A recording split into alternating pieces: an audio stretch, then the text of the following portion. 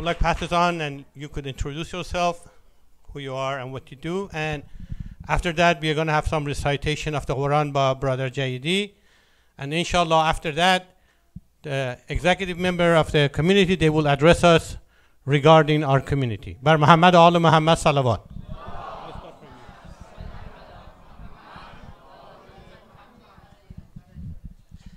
Thank you for having us. My name is Marcelo Bedetti. I'm a patrol officer with the Patrol Division for the Southgate Police Department. Good evening, everybody. My name is Gilberto Varela, and I'm also an officer with the Southgate Police Department. Good evening. Thank you for having us this evening. My name is Darren Arakawa. I'm a police captain for the Patrol Division. Good evening. My name is Sergio Camacho. I'm a lieutenant with the Southgate Police Department. I'm the watch commander on weekend evenings. Thank you. Good evening, everyone. My name is Sarah Meza Medrano, and I'm the crime prevention specialist for the Southgate Police Department. Good evening, everyone. My name is Maria Davila, and I'm the vice mayor of the city of Southgate. Good evening. My name is Jim Teeples. I'm a police captain, and I oversee the administration at the police department. Good evening. Good evening. My name is Randy Davis. I'm the police chief here in Southgate. I'd like to thank you very much for this invitation and say that we're truly honored that you invited us into your house of worship this evening. So thank you very much. Thank you very much. Hi, JD.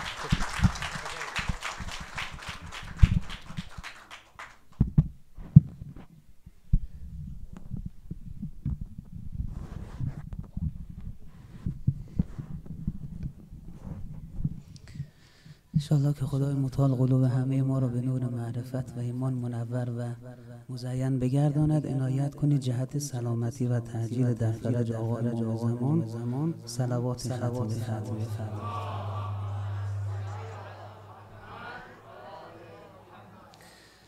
از آیه 42 سوره آل عمران آیاتی در رابطه با حضرت مریم و حضرت عیسی سلام الله علیهما میخوانم. بعد انشالله ترجمهش رو هم میخوانن و انشالله آیه نوید دیگه با دوستان صحبت خواهند کرد انشالله. یک صلواتی خط بفرمایید.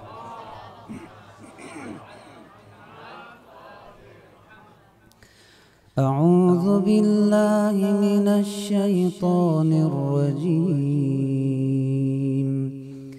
بسم الله الرحمن الرحيم. وإذ قالت الملائكة يا مريم إن الله اصطفاك وطهرك واصطفاك على نساء العالمين. يا مريم اقنتي لربك واسجدي واركعي مع الراكعين. ذلك من أنباء الغيب نوحيه إليك وما كنت لديهم إذ يلقون أقلامهم أيهم يكفل مريم وما كنت لديهم إذ يختصمون. إذ قالت الملائكة يا مريم إن الله يبشرك بكلمة منه اسمه المسيح عيسى ابن مريم وجيها في الدنيا والآخرة ومن المقربين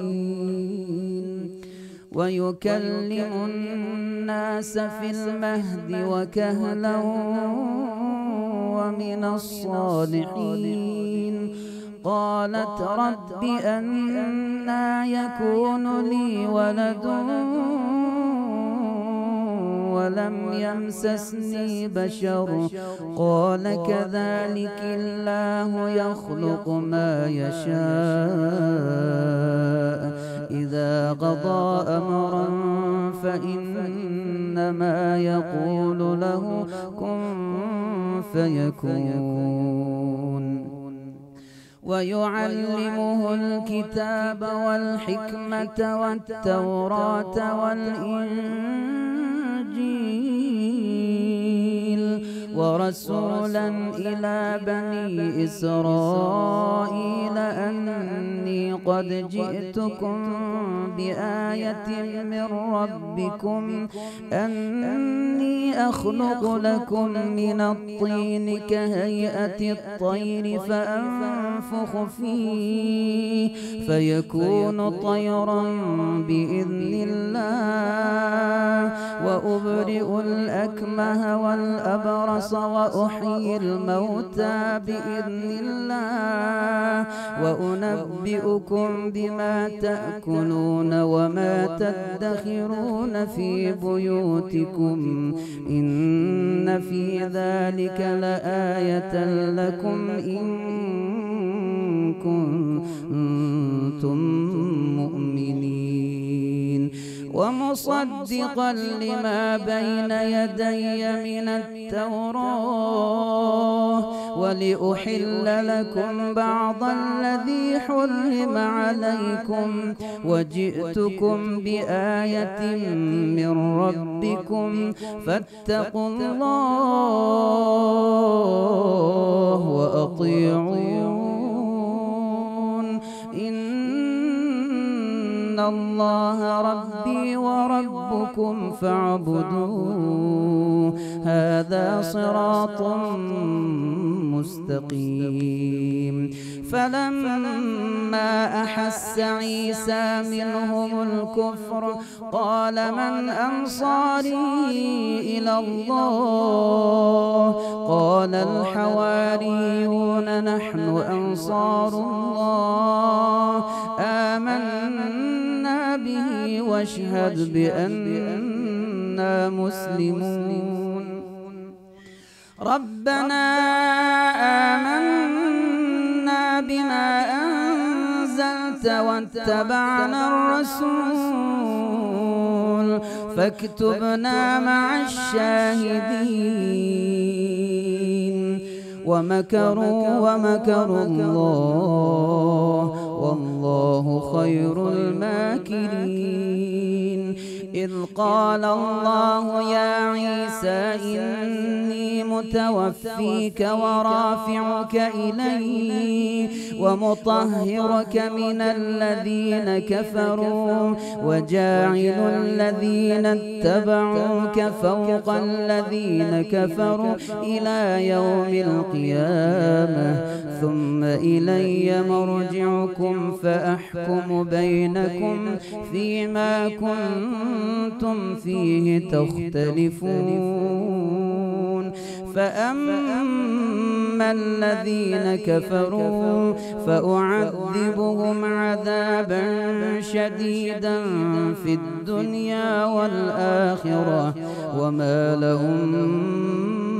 من ناصرين وأما الذين آمنوا وعملوا الصالحات فيوفيهم أجورهم والله لا يحب الظالمين ذلك نتلوه عليك من الآيات والذكر الحكيم إن مثل عيسى عند الله كمثل آدم خلقه من تراب ثم قال له كن فيكون الحق من ربك فلا تكن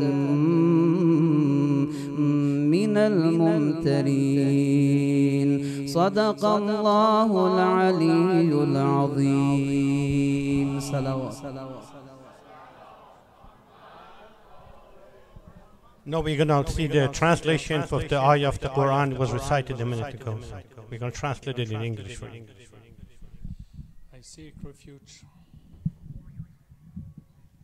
I seek refuge to the Lord from Lucifer, the devil.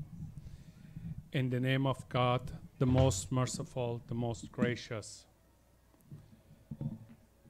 Behold, the angel said to Mary, Allah has chosen you and purified you and chosen you to be the lady of all the women all the women of all nations. O Mary, worship thy Lord devotedly. Prostrate yourself and bow down before Lord with those who bow down to the Lord. This is part of the tidings of the things unseen, which we reveal unto you by inspiration. Thou wast not with them when they cast lots with arrows, as to which of them should be charged with the care of Mary, nor wast thou with them when they dispute the point. Behold, said the angel to Mary, Allah given you glad tidings of warm from him. His name will be Christ Jesus, the Son of Mary, held in honor in this world and the hereafter of those nearest to Allah, and he will be the one closest. He shall speak to the people in childhood, in maturity, and he shall speak to them in the righteous way. Mary asked, O my Lord, how shall I have a son when no man has touched me?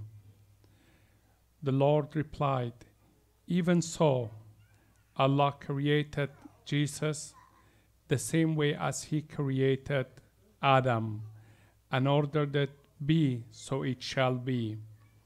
And Allah will teach him the book and wisdom, the law and the gospel, and appoint him a messenger to the children of Israel. With this message I have come to you with a sign from your Lord, in that I make for you out of clay, as it were the figure of a bird, and breathe into it, and it becomes a bird by Allah's leave. And I heal those born blind and leper, and quicken the dead by Allah's leave. And I declare to you what you eat and what you store in your houses. Surely therein is a sign for you if you did believe. I have come to you to attest the law which was before me, and to make lawful to you part of what was before forbidden to you. I have come to you with a sign from your Lord. So fear Allah and obey me. It is Allah who is my Lord and your Lord. Then worship him. This is a way that is straight. When Jesus found unbelievers on their parts, he said, who will be my helper in my struggle for Allah? The disciples said, we are Allah's helper. We believe in Allah and do to you bear witness that we are believers. Our Lord, we believe in what you have revealed, and we follow the messenger. Then write us down among those who bear witness. And plotted and planned, and Allah too planned, and the best of planners is Allah.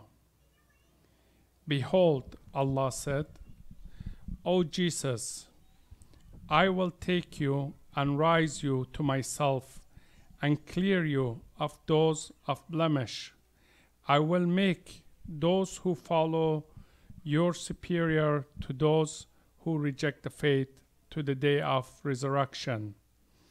Then shall you all return unto me, and I will judge between you of the matters wherein you dispute. As to those who reject faith, I will punish them with terrible agony in this world and in the hereafter, nor will they have anyone to help them. As to those who believe and work righteously, Allah will pay them in full their reward, but Allah loved not those who do wrong. This is what we rehearse unto you of the sign and the message of wisdom. The simulated of Jesus before Allah is as that of Adam. He created him, then said to him, be, and he was. The truth shall come from Allah alone. So be not of those who doubt Allah and follow Allah. Thank you. Muhammad Ali Muhammad Salawat. Okay, before our executive committee start addressing our community here, I would like everyone put your phone on a silent, please. And if you need to call, you may leave the hall and use your phone. And also, please keep all your questions until the end. While they are presenting, please do not interrupt. Just keep your questions, if you have any, in the end, they will be answered. Bar Muhammad Ali Muhammad Salawat.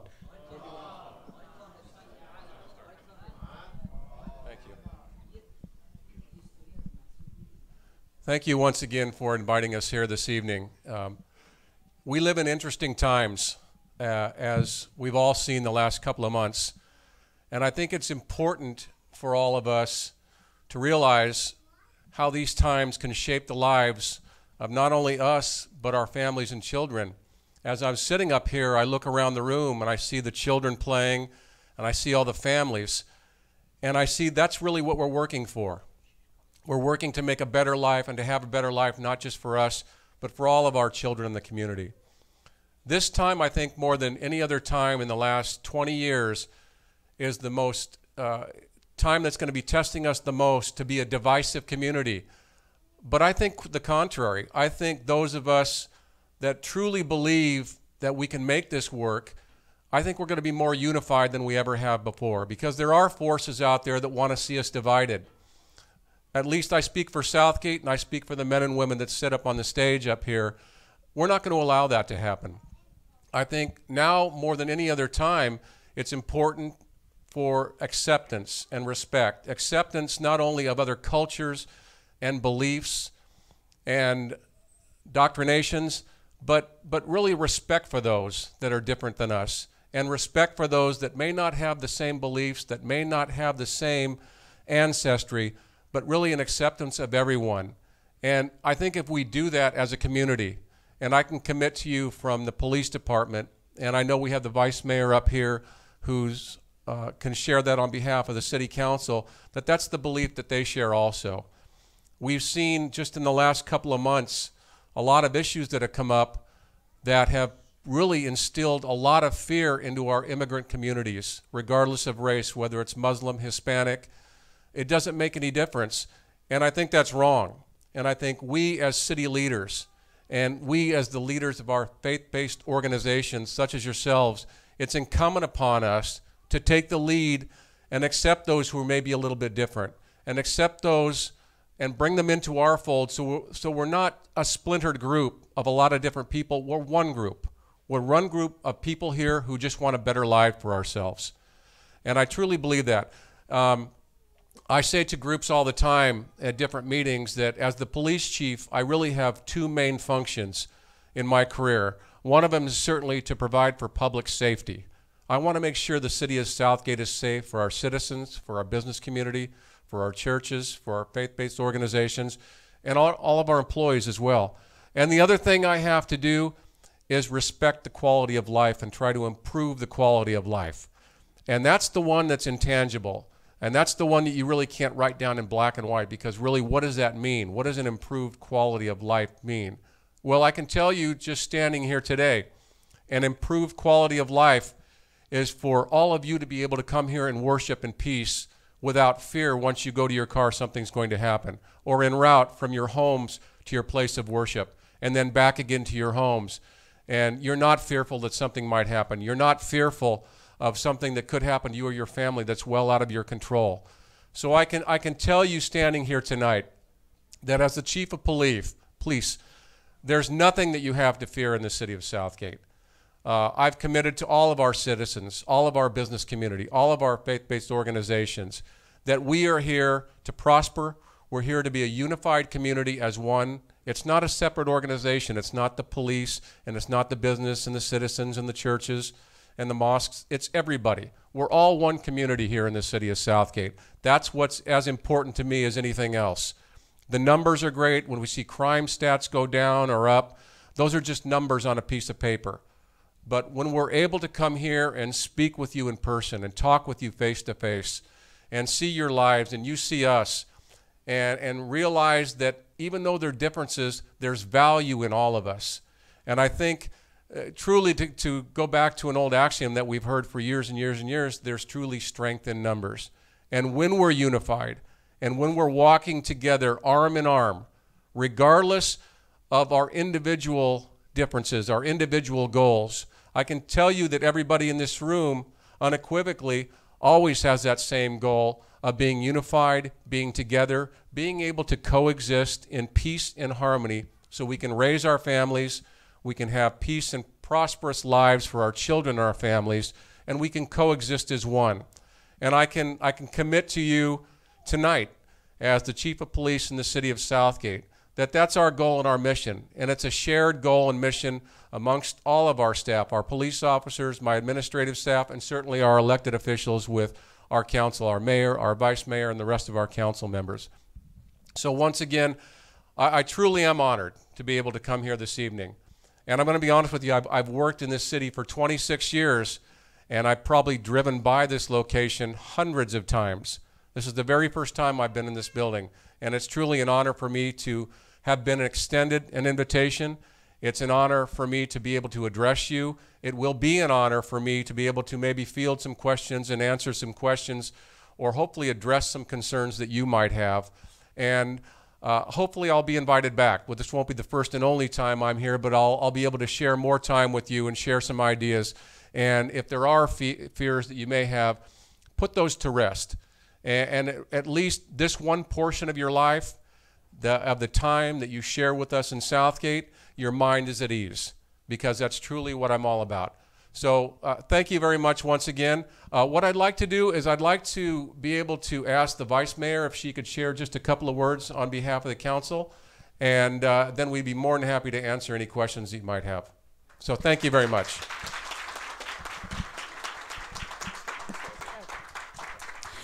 Thank you, Chief, and thank you to all of you. And again, as the Chief said, it's an honor to be here. Thank you for the invitation. And I want to speak on behalf of the City Council, the Mayor, and the rest of the council members. All of us here in the city, we're here to protect and serve. When we come into a city, when we get sworn in, as a council member, we are sworn to protect and serve, and that is our community. You as community members, we are here to see how we can work together and continue working in a safe environment, and also for all of you to understand that the police department and the city is there to help. So if there's anything that we can help you or we can serve, that's what we're there for. We just wanted to make sure that you feel safe here in our city when you come to our city. And if you live in our city, we wanted to make sure that you are welcome and also feel safe, because that's what we want for our community. I see a lot of kids here, and I do work with a lot of kids in the schools. And one of the things that I hate seeing is a child being scared. We don't want that. It breaks my heart when they come up to me and they say something that scares them. And that's why we're here. And we thank you for inviting us. For you to have us here, it really means a lot, and we want to make sure that that you come to us and tell us how we can help you, so you guys can reassure that here in our city of Southgate, nothing's going to happen. Because why? Because we have a great police department that protect us, and they're here to help you. And all our city, we're united. And this is a community that I always have seen. It's a family-oriented community, and we want to keep it that way, and we want to continue working towards a better community and also making sure that everyone is safe here in our community. But with that, I just want to thank you again. It's an honor being here among all of you. And like the chief said, let's hope that this is not the last time we're here. We want to continue coming and being part of your community also. So thank you again, and we're here to answer any questions. Thank you.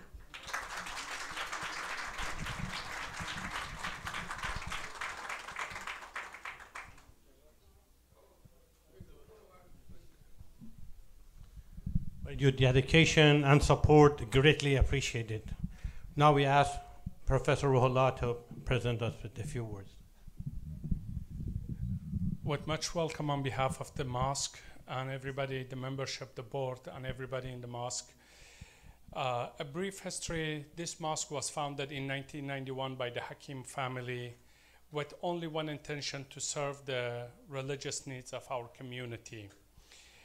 On Thursday evenings, we have majority Farsi speakers, and on Saturday, we have Arabic speakers.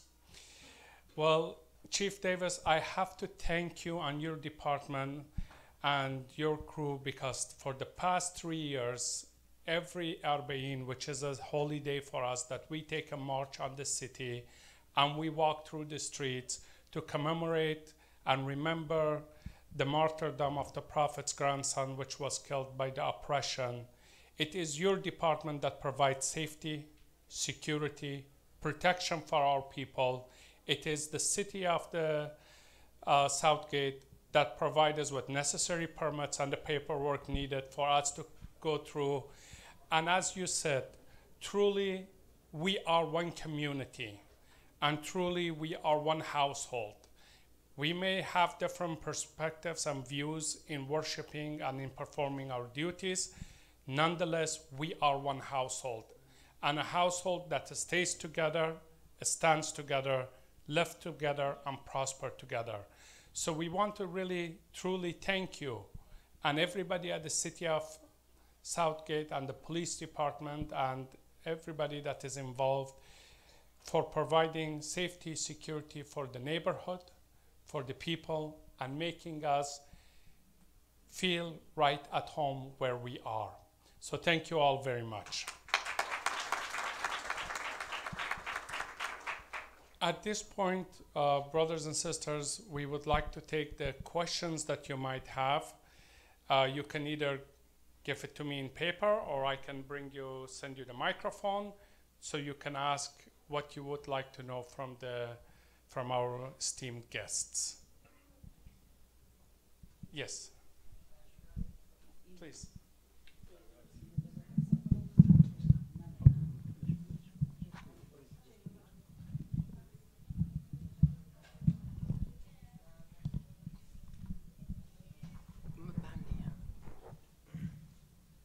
Hello, dear guys, especially our dear Chief Honorable that took the time to come here and give us a little bit of our relief that as Muslims, since we go around, there are a lot of things in politics that might make us afraid.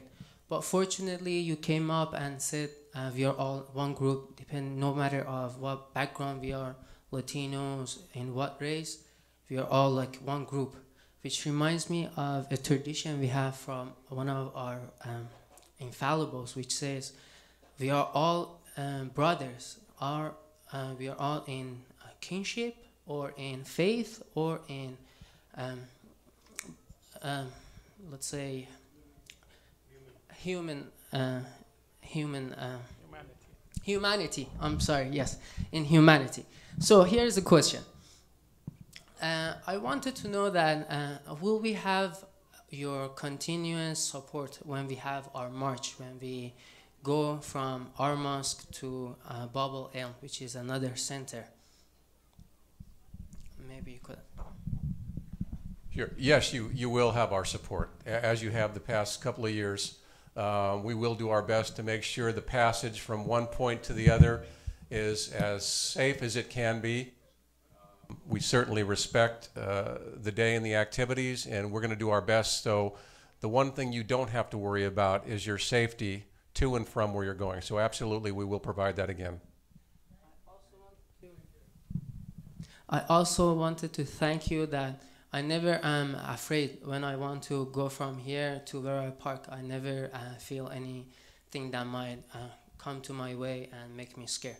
So I appreciate for all the help you do to bring that safety to us. Well, thank you. That's probably the biggest compliment you can give to me in this police department is the fact that you do feel safe. That means we're accomplishing our goals and we're doing our job. So thank you very much for that. Likewise. Well, I was just about to say nice tie. It didn't work. Anybody else that has a question from the sister side or gentleman's side? Anybody?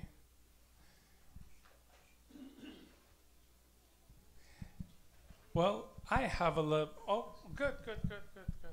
Before I give my question, there first, please.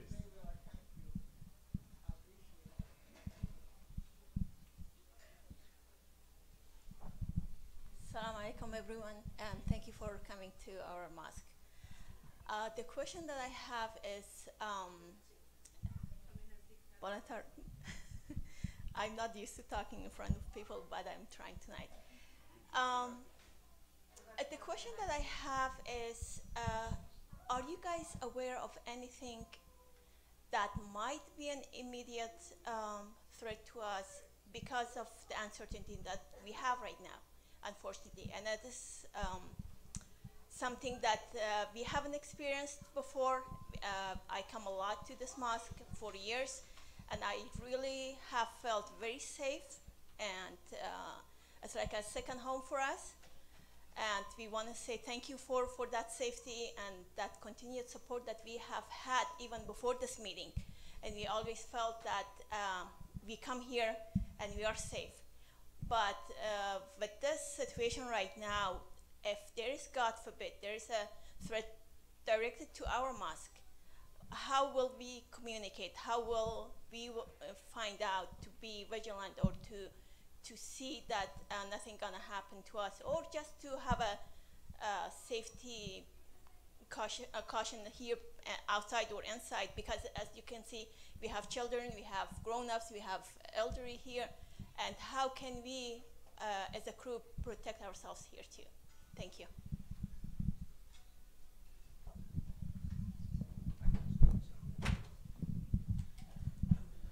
That's a very good question, and I do have an answer.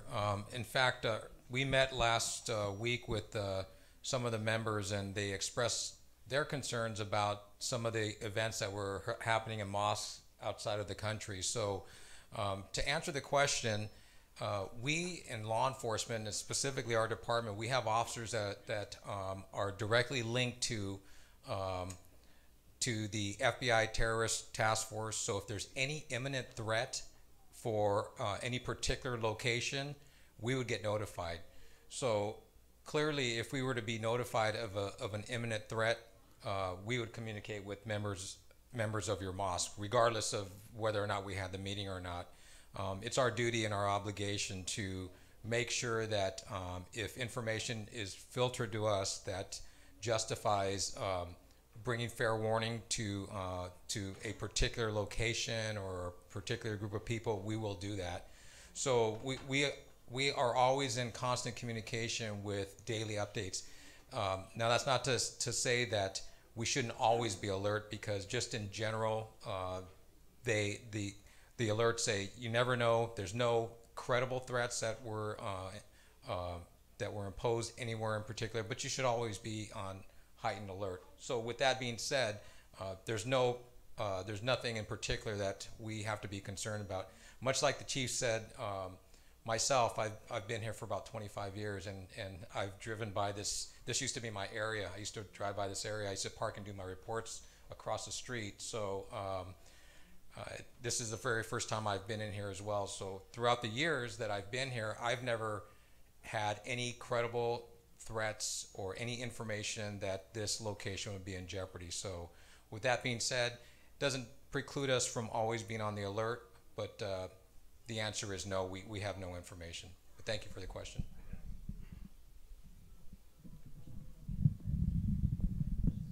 I have one question myself here.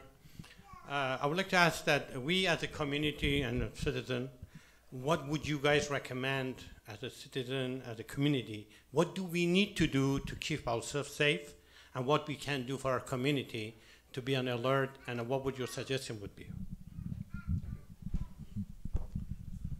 That's a real good question, and that's one of the reasons that we brought Sarah Mesa Medrano with us. She's in charge of our Neighborhood Watch program.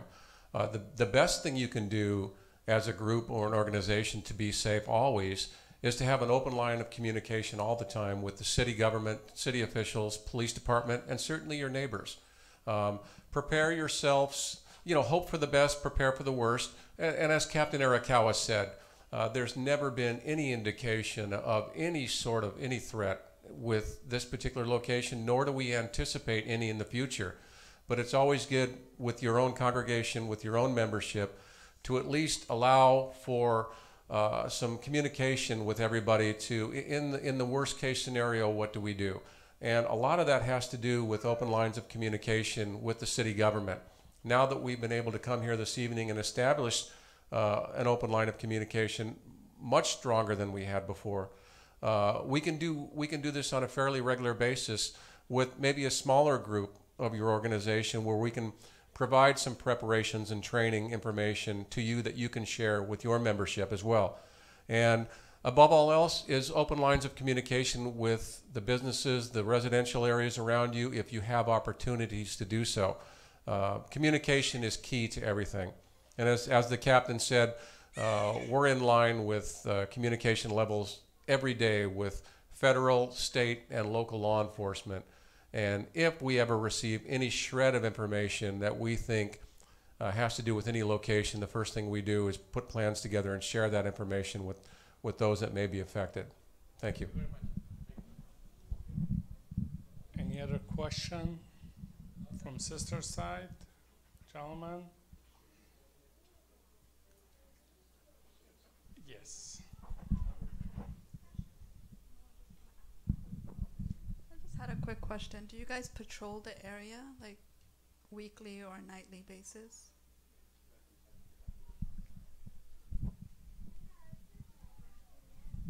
We do. The city of Southgate is broken up into 5 different areas. Number 1 is the area most west in the city, which is this area. The furthest east is area 5. We have patrol cars and specialty assignment vehicles assigned to each area every day, 24 hours per day. So right now, as I'm talking, you have patrol units assigned to this particular area of the city alone. So they're responsible, as the captain mentioned early on in his career, this was his area. So he responds to calls for service. When he's not responding to calls for service, he patrols this area to make sure it's safe. And then we do a lot of self-initiated activities. If we see something suspicious, we'll stop that and try to deter crime before it even occurs. So to answer your question, absolutely. Each area, including this one, has their own assigned patrol. Thank you very much. I got one more question here. Round 2. Round 2. One question I want to ask is, there's a lot of accidents happened different part of the Los Angeles or different places, that the ladies with a scarf, they got abused or they got bashed or whatever happened to them, including my own wife in a bank. And the person was standing to her, he said, "Stay away from me, you have a bomb." And there's a lot of things happening in our community, and some people, they're afraid to bring it up, or they're shy about it to bringing it up. And one of the things I would like to hear from you guys, that we do have a support. There is a police and I always call them, they ask me, what do we need to do is a 911. Just call the police immediately. Say, this person is getting in my way and this person, I'm suspicious about it. Any other suggestion would you make for our people, that they are not going to be afraid of it, that they could keep their chest up and walk in as a good citizen of the United States? Thanks. You know, it's very difficult for me to stand up here and tell you, or anybody for that matter, not to be afraid. I can say that all day long, or I might be able to say that all night long, But I'm not in your shoes. I'm not in anybody else's shoes. I can only speak for myself and how I feel inside. What I can do is this, and I'm glad you brought that up. I think it is important to not feel fear and not feel ashamed and not be embarrassed and not feel as though if you go outside, if you present yourself in public or a public setting or a business or a bank or a store, that somehow you might be offending somebody or somebody might be offended by you. I think those that take offense merely by the way we dress, they're ignorant. They're just not educated and they don't know. And they're the ones that are fearful, truly. The uneducated persons, the ignorant persons, those are the ones that are the most fearful. And those are the ones that typically lash out because they know nothing else. They know no acceptance because of their own inner demons. I will tell you, as I would speak with anybody else in any faith-based organization, be prideful of what you are, your ancestry, your cultures, what you live for, what you teach your children. And I can tell you unequivocally that this police department will support you 100%. If there are issues out there that you see and you feel and you've been exposed to, feel free, please, to call the police department. We typically ask people to reserve the 911 calls for emergency situations. But if somebody's confronting you and there's a potential for harm and you're truly fearful, call 911. We will come out. We have zero tolerance for that. And I'll leave you with this one thought. Don't ever feel as though any call is too small to reach out to us on. That's what we do. I hear from people occasionally at meetings saying, I didn't want to call you. I didn't think it was a big deal. I didn't want to bother you because nothing actually occurred yet. A crime hadn't actually occurred, so I didn't really want to call. I didn't think it was appropriate. Please don't think like that. Oftentimes, we're able to get there before a crime occurs and prevent that very crime from occurring because somebody did call. So I'd much rather get the call too early than too late. But above all else, when you go outside, and I'm sure you're doing this, but be prideful as we are, as we will support that in you, and we will always be supportive of you. So thank you. Thank you very much. Anybody else? Anybody on the ladies' side? Yes.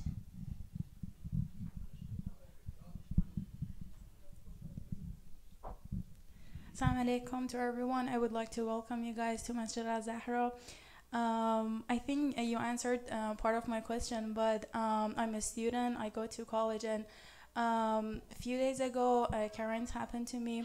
So there was this guy who was walking, and he started saying like bad stuff to Islam, and actually he had his hand, like he brought his hand to pull my scarf. So I felt really scared. So as I just ran away, and there's a campus police at our college, so I just let them know, and they said like there are these people in the college, so just don't care about them.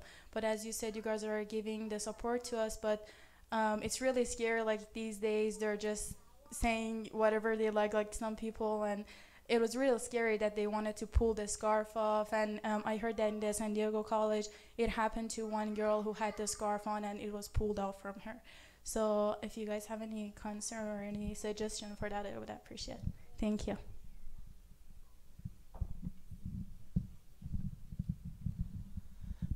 Well, as the chief previously stated, where do you go to school? Okay, did this occur near your school? Okay. Okay. I would say to anyone that experiences anything to just remember that we handle crimes or we handle things that occur in the city of Southgate. I can't speak to if you're in another city or if you're on your campus that's outside of Southgate, but if anything like that occurs here in Southgate, call us. Remember that no one has the right to put their hands on you. That's an assault. That's a violation of the law. And if they make any statements against Islam, against Allah, anything like that, that only adds to it because it now shows the motivation for why they're doing what they're doing. And it could be considered a hate crime. The one thing that the chief spoke to that we want to make sure that we leave you with tonight is no one be afraid to call us. Whether a crime has been committed or not, if you think something may occur, if someone has been walking past the mosque here and making negative comments, or call us. call us and make us aware of it so that we can address it. But we don't want anyone to feel afraid to call us. We have a large immigrant community here in Southgate, people that are here and they're not citizens. And we tell them, you know what, we're here for you too. We don't discriminate. None of my officers discriminate. We don't assist people based on their religion, based on their race. Everyone here is a member of the community. Everyone here is a citizen, and everyone here will get equal treatment by members of our department and by members of the community. So if anything occurs anywhere here in the city, or if you just have a question, feel free to pick up a phone and call us. Ask to speak to a watch commander. Ask to speak to a supervisor. If you have a question, if you're not sure about something, that's what we're here for. We're a source of information, and we're here for you, and we want everyone to feel like they're open and free to call us with anything that they may have. I just want to also add to that particular scenario. So with that being said, you have people that are going to go out and do things and say things that are absolutely inappropriate. So with your particular instance, when you're at school, my suggestion is maybe walk to your car with somebody, or if it's dark, there's campus police that will escort you to your car. Just you want to make sure that when you're by yourself, your personal safety and your surroundings are always being watched. So when you're walking, you got to pay attention. Don't be on your phone. Don't be distracted. You got to pay attention to your surroundings. A lot of times people don't pay attention to what's going on and they get surprised. So just a suggestion, and that's not just for the school, but for anyone in particular. When you leave the mosque here and you got to walk across the street, always be aware of your surroundings. It's just a general good crime prevention tip. Okay. I just wanted to add one more thing regarding when you call to report any suspicious activity or a crime that occurred, just make sure to be ready to give a description of what you're seeing. So if you happen to see an individual, the dispatchers are going to need to know as much information as possible about that person, that car. So if on that person, be very descriptive about what they're wearing, how they look, if they have facial hair, if they don't, any of that will help to be able to get that person as soon as possible. Same thing with the cars. Make sure you focus on the make and model. If you can get a license plate number, that's even more helpful. Even partial license plates, if I'm not correct. If I'm not mistaken, those even help a lot more. So, just be prepared. They're going to ask you a lot of questions when you call, and it's not that they want to, just fill you with these questions and make you even more nervous than you probably already are, but they really need to know that information to give to the officers so that they know who they're looking for.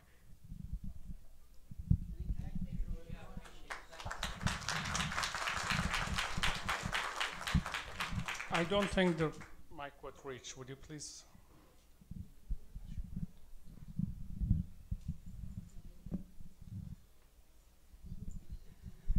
Good evening.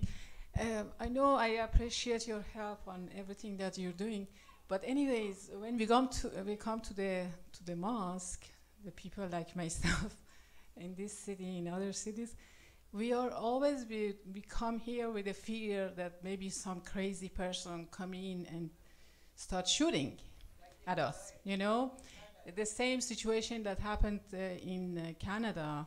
So how could we help ourselves to manage this type of situation, or avoid it, or to prevent that? Because most of us, I think, we have the fear to come to the mosque after all these things happened. So, we say God bless and still we come here, but still we have that big fear. So I was going to ask you what's your answer for this question? So, thank you very much.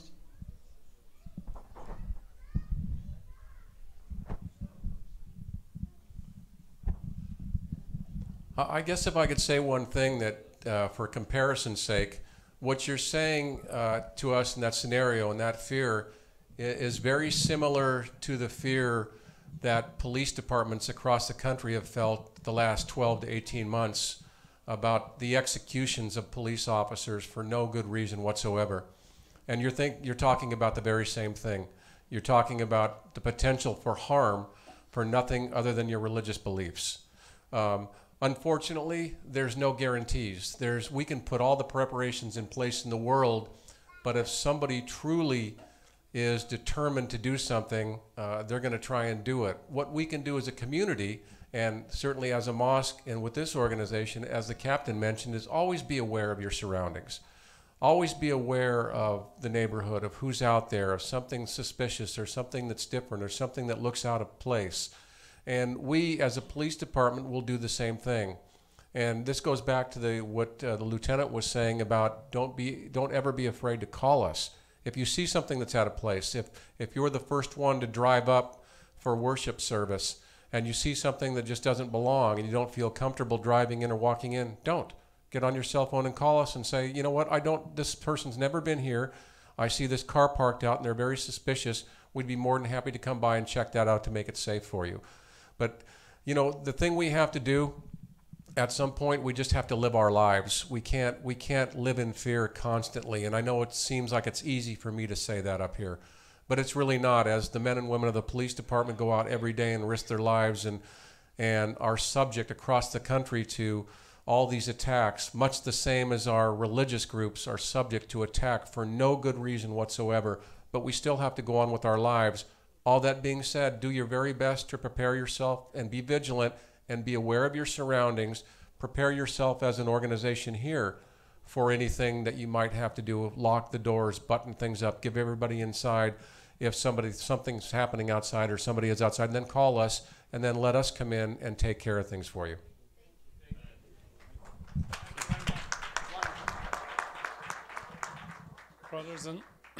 Brothers and sisters, yes.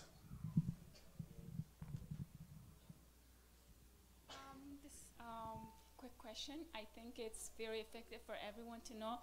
First of all, I truly honor your presence to our mosque, and I'm very, very happy to see you guys here. Well, the question, besides all these threatening and all these stuff, we better to explain to our kids and teenagers the issue of Muslim and non-Muslim today. Before we go to a war situation, we need to explain to our kids how do they react toward this perspective that has been generated today. I think every parent needs to know about this. Like when a kid, for example, 8 years old or 12 years old or the teenagers, I have a 16 years old sometimes coming to me and says like, my name is Ahmed, and sometimes they are asking me, are you Muslim? And I'm just saying, yes, I'm Muslim. So how do we teach our kids to react toward this perspective? I think this question is specifically going to Chief, and I really appreciate for answering. Boy, I wish I had the perfect answer for that. I think it's a lot of different things, but it's a great question. But you know, it's interesting. I mentioned the children before in this room, and I was watching the kids down here before. Kids today are so advanced, so more advanced than we were when we were growing up. And I think children have the capacity to understand more possibly than we give them credit for. So I think it's good to share as much as we can with our children, share the realities of the world without tarnishing them too much at a very young age, but really let them know that there are people out there who aren't tolerant. There are people out there. It's not a perfect world. We know that. There are people out there who just aren't well behaved. They're bad people. And we put that in a way our children can understand so they know that there's realities, but also temper that with the fact that there's many good people, far more good people than there are bad in this world. But it's important because children are so sophisticated these days. Whenever they're 3 and 2 and 4 years old and they're on their phones and iPads and they have the capacity to understand. But so I think it's important to at least educate them to some level that it's not a perfect world, but to always be prideful. And a lot of the same things we're telling our adults is to be prepared. We tell our kids, if you see something wrong, don't go stranger danger, that type of thing, and prepare them for those things. Because I think if we don't, it's very naive on our part, because then we set our children up and put them in a vulnerable position. But I think honesty. I think, kids have a very keen sense of what's going on around them, probably more so than adults nowadays on a lot of occasions, because they don't have everything else that's cluttering their mind that we seem to be preoccupied with. So educate your children, be very honest with them, be very open with them, be very protective of them, let them know what's going on without filling their mind with doubt and fear, but at the same time filling their minds with preparation. But give them information incrementally as you see fit for your own children, because it's not one size fits all. Each child is different, and you know best how to raise your children, and to talk to your own children may be different than how I would talk to my children or grandchildren. But they're so sophisticated nowadays, but I think it's okay to share a lot of information with them, and you gauge their capacity to understand. But prepare them, certainly, and let them know that there are realities in this world that aren't very nice. Thank you. Any other question? Yes.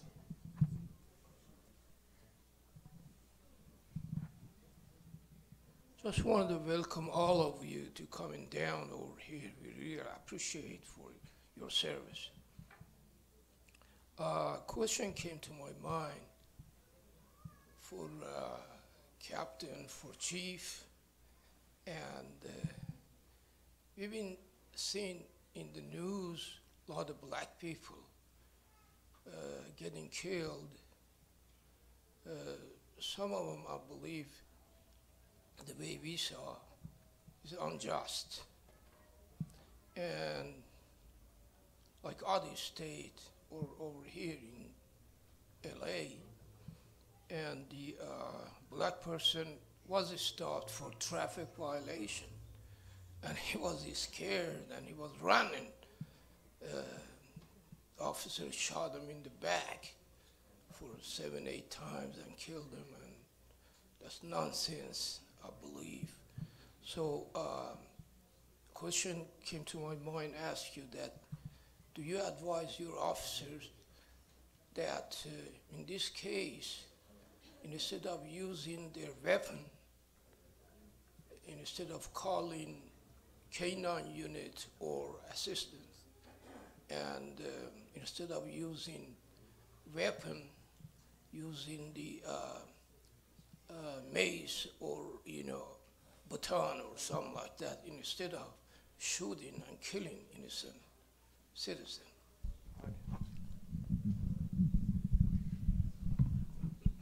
Yeah, unfortunately, over the last several years, all across the country, not just in California and Los Angeles, we have seen significant incidents that have been caught on camera and videotape of police misconduct. I will say this, the police department, all police departments across the country, we hire from the human race. That means we don't hire perfect people. Sometimes officers make mistakes, sometimes officers make egregious mistakes, and sometimes they make criminal errors, and sometimes they're intentional. The hope and the reality is, and I truly believe this, as we've seen across the country, when there are mistakes made on behalf of law enforcement and there are criminal violations, we've seen these officers held accountable and, first of all, stripped of their duties and oftentimes imprisoned and going to jail for what they've done. But you have to understand, with a lot of the things we see on the media, on the news, and we see them just about every day, the level of misconduct on police is so small. We have, across the country, hundreds of thousands of interactions every day with people, and very, very few result in officer-involved shootings or deaths. Often we get a very small snapshot of what these incidents are all about. Usually it's a 30-second soundbite on the news, or something that's posted on YouTube that's 20 seconds or 30 seconds or even a minute or two, and we don't see what led up to the confrontation or encounter. On those instances, even though they may look difficult, they look disturbing. And I'll be the first to admit, if somebody asks me about a use of force, don't you think it's disturbing? I said, absolutely. But the reality is sometimes police work is disturbing. Oftentimes we're placed in positions where we do have to use deadly force. I can tell you without hesitation that there's not one officer across the country that wakes up in the morning and goes into work with the intent on shooting and killing someone. We're placed in situations where we have to defend ourselves, our lives, the lives of our partners, or the lives of the community members that we serve. The last thing we want to do is ever take a life. The very, very small, minute percentage of those that made those awful, egregious errors, like the one you referred to where we've seen video of somebody getting shot in the back, that person, that officer was held accountable and he'll be going to prison. Unfortunately, it resulted in the loss of life. But that percentage of incidents across the country is so small. When you think about it like this, there's about 900,000 law enforcement officers across the country. That's 1/3 of 1% of the entire population that we're entrusted to police. It's extremely difficult nowadays, and I mentioned this a couple of minutes ago about the confrontations that we've gone through the last couple of years and the heightened alert by officers like no other time in our careers. We're fearful of truly being harmed and shot and even killed just for the fact that we're wearing a uniform. So to answer your question, we use the level of force necessary. We're trained to use that level of force necessary to stop the threat. Ideally, it's just verbal commands. Oftentimes, those don't work, so we have to escalate and possibly go to pepper spray. And then oftentimes we'll have to use a baton. Sometimes we have to use a taser if that doesn't work. Worst case scenario, if lives and public safety is threatened, we may have to resort to deadly force. That's the last thing we want to do, but we have to do that in the course of our duty. And it's the most difficult thing a law enforcement officer can ever go through. So I do appreciate the question, but I would ask you to just consider this.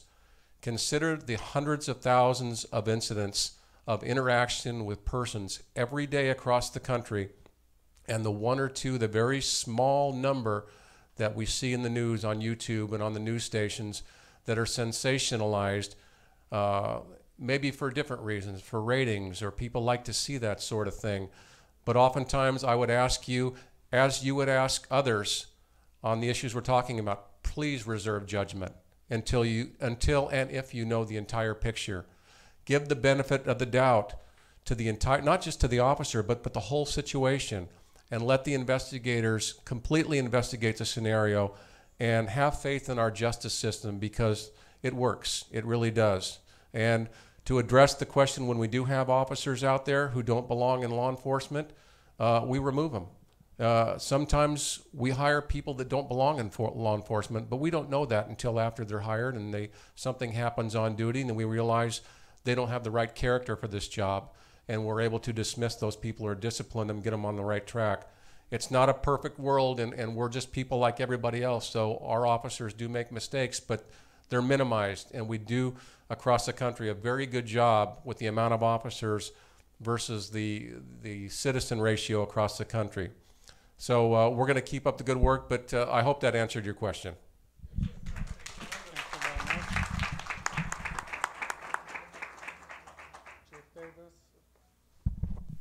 Vice Mayor, esteemed guests, thank you all very much for coming, brothers and sisters.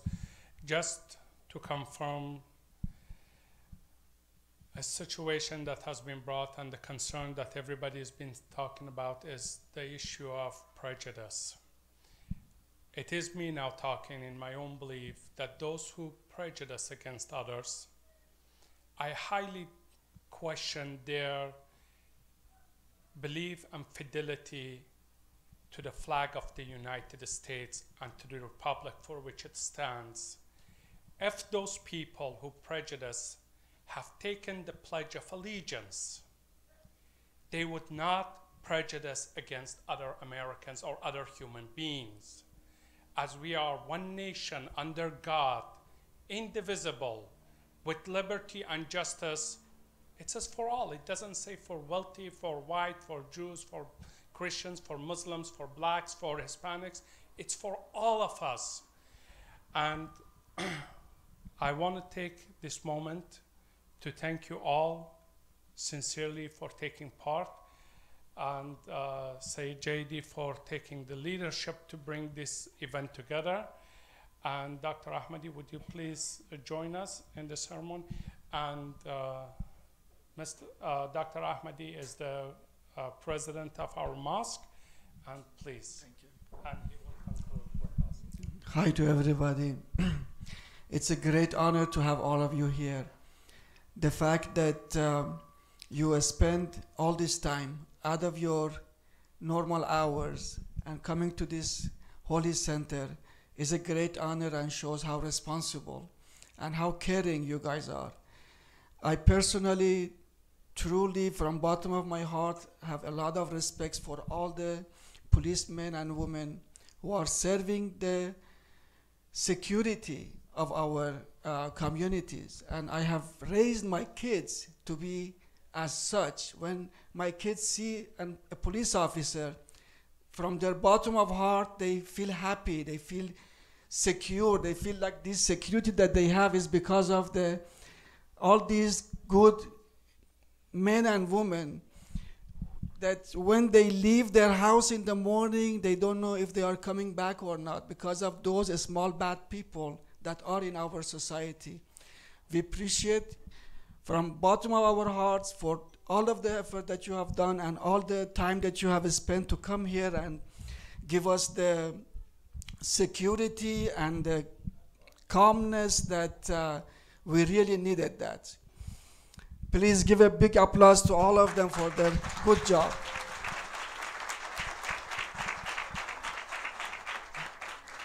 And I want to just take a moment and answer Brother Reza's questions about the situation. Brother Reza, even not every video that they take is explanatory of every situation that it was. Police officers does not use excessive force in 99% of the situation. Just a comment I needed to make. We have prepared some gifts. The gifts. These are holy book of Quran that we would like to give to the police department and to the city. I would ask Sayyid to Sayyid John.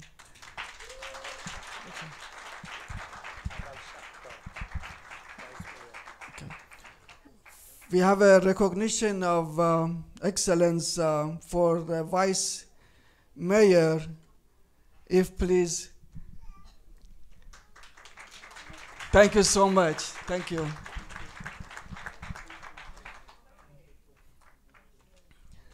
Thank you so much. Thank you very much indeed for coming. Thank you.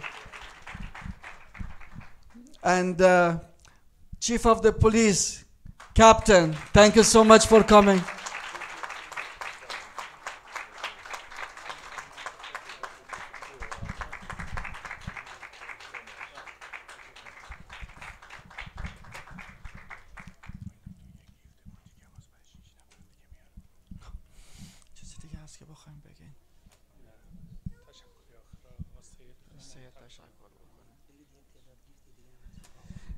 There are some other gifts for the other members that Mr. Majlisi would provide. Thank you so much. Thank you.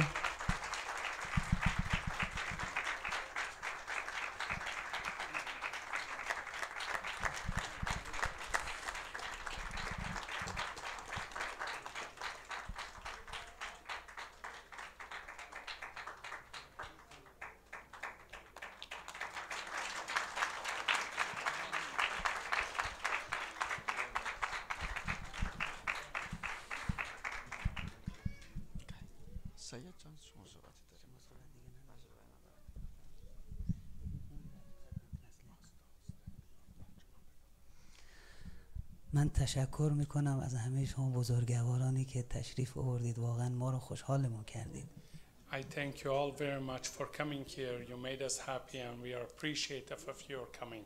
من قبل از اینی که چند دقیقه وقتشون رو بگیرم یه مقدار یک آیه قرآن یک حدیث براشون معنا میکنم، بعد در قالب همین ان شاءالله یه تشکری هم میکنم. Before I take more of your time, I will recite one verse of Holy Quran and one hadith from the Prophet to conclude our event. خدای متعال در قرآن میفرماید انا خلقناکم و جعلناکم شعوب و قبائل لتعارفوا. ما شماها را خلق کردیم و شما انسانها را قبیله قبیله و پارت پارت با زبانهای مختلف با افکار مختلف خلقتون کردیم لتعارفوا. برای اینی که علما لتعارفوا رو معنا کردن نه اینی که همدیگر رو بشناسید، بلکه للاقرار. اقرار یعنی اینی که شما به همدیگه با هر گونه تفکری، با هر گونه ایدئولوژی، با هر گونه مملکتی که دارید اقرار بکنید همدیگر رو، یعنی قبول کنید که این شخص این تفکر، این بینش، این خلقت و این خصلت و خوی رو داره. Allah subhanahu in the book, the holy book states, we have created you nations, tribes of people of different colors and languages, not only for you to tolerate each other, but rather accept each other's mentalities, features, beliefs, and thoughts.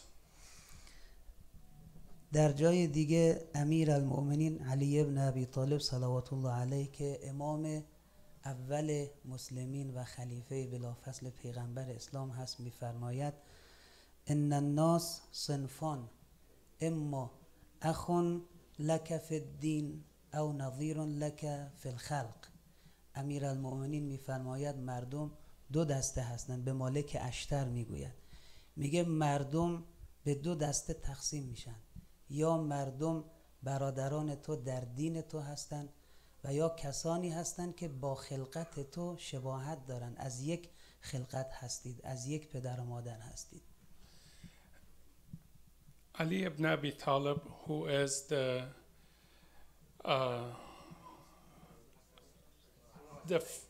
the first undivided leader of Muslims after Prophet, when he passed away, he states, with people you have two similarities. Either you're their brothers in faith or you're their brothers in creation, in which way there is rights and responsibilities of them unto you and of you unto them. من خودم از وقتی آمدم در امریکا معنای اون آیه قرآن و معنای این حدیث رو در امریکا به خوبی تونستم لمسش بکنم.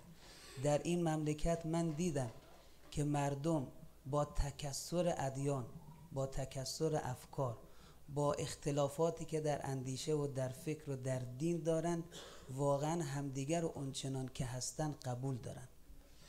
I have recited this ayah before and I have read that hadith before, but when I came to United States I actually saw this verse of Holy Quran and this speech of Imam Ali come to life, where I see people of different faiths or no faith, of different views, beliefs and colors and creeds come together and stay together and respect each other.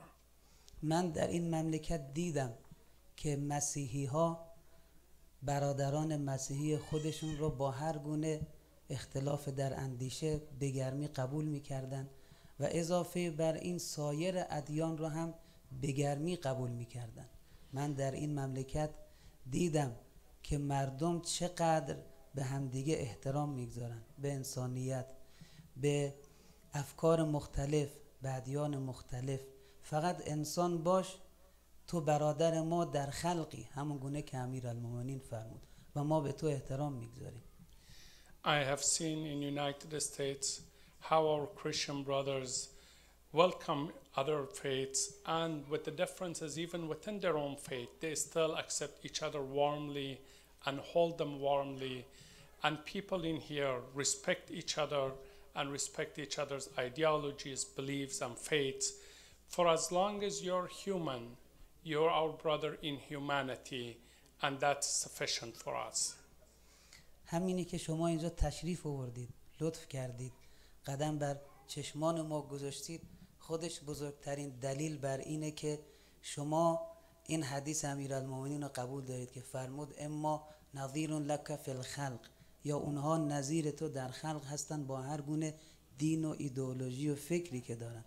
همینی که شما تشریف آوردید و با سعه صدر و آرامش جوابهای سوالهای مختلف ما رو جواب دادید، خودش نشون میده که شما بسیار انسانهای خوب و فهمیده و روشنی هستید. همینی که تشریف آوردید اینجا، ما گفتیم در مسجد بدون کفش باید بیایید، شما فلفور قبول کردید و کفش‌های خودتون رو کشیدید. همینی که اومدید اینجا، ما به وایس آف میر گفتیم حجاب باید داشته باشید. یک کت، یکی از دوستان بد سلیقه ما کتشو در آورد بهش بده، این خانم هم قبول کرد، کتو گذاشت روی سرش، اما دید سنگینه، گفتم بب نداره ورش دار، حالا این اشکال نداره. این نشون میده که ما میتونیم در این مملکت در کنار همدیگه این نظیر لک فی الخلق رو، اینی که شما در خلقت یکی هستید، شبیه همدیگه هستید، از یک پدر و مادر هستید، میتوانید برادروار و خواهروار در این مملکت در یک جا کنار همدیگه زندگی بکنید رو من امشب خیلی زیبا دیدم و واقعا خوشحال شدم و از صمیم قلب از شما تشکر میکنم. حالا مردی ترنسلیت بکنش. دست نزنید. The fact that tonight you took time from your intensive program to come here, answer our questions candidly, and express your views openly, and accept our comments and our perceptions with an open heart. The fact that we brought you here and said, take off your shoes, and you took off your shoes rather fast. And the fact that somebody said to the vice mayor, you have to have hijab, and give her a very heavy coat, and she was about to wear it. And I said, that's okay, forget about the hijab portion. You respected our views, you respected our people. And for that, I truly believe that you also believe in this hadith, that we are all brothers and sisters in creation, and we can live together peacefully in harmony as one community, as one people, together with peace and joy for all of us. Amen. Thank you so much. Thank you. Thank you all Thank very you much. for saying. Thank you.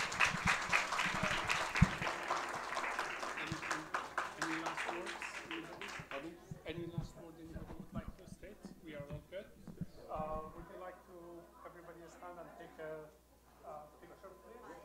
Please, you can stand right there, and our group will stand right there.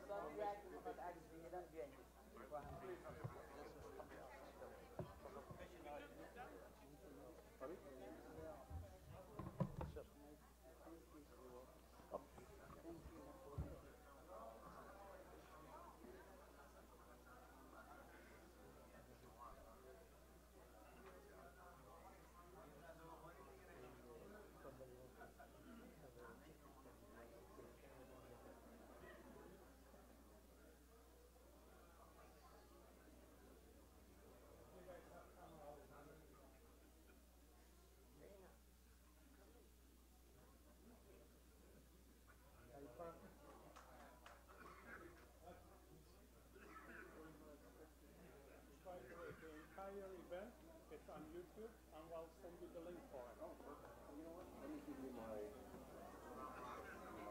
Thank you very much.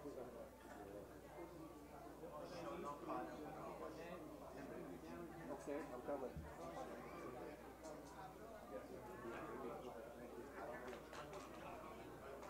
Yeah.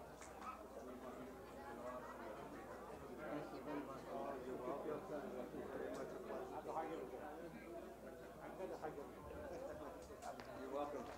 Yeah, you're welcome. Oh, that's very nice.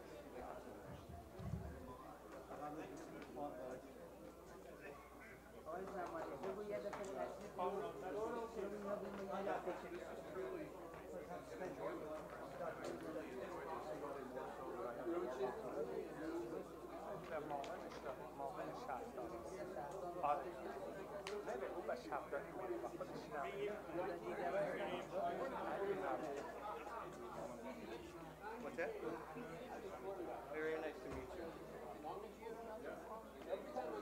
I'm the quiet one.